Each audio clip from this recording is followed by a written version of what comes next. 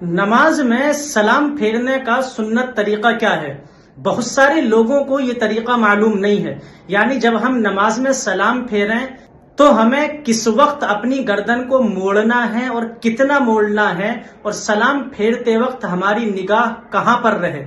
تو یہ باتیں انشاءاللہ میں آپ کو بتلاؤں گا. اس کا طریقہ یہ ہے کہ پورا سلام تو اس طرح ہے، السلام علیکم ورحمۃ اللہ.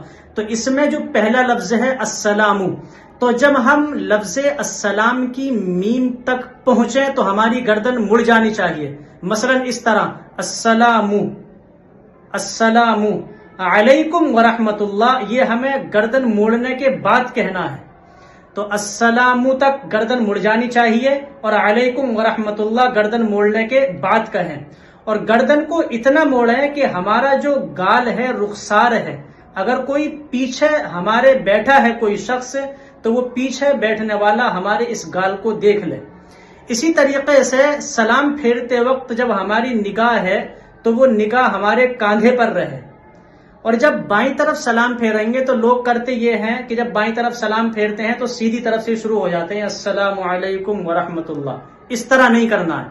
پہلے سیدھی طرف سلام پھیریں گے السلام علیکم ورحمۃ اللہ، پھر گردن کو سامنے لے آئیں گے. پھر جب بائیں طرف سلام پھیریں گے تو لفظ السلام کی میم تک اپنی گردن کو بائیں طرف کو موڑ لینا ہے، السلام علیکم ورحمۃ اللہ، یہ گردن موڑنے کے بعد کہنا ہے.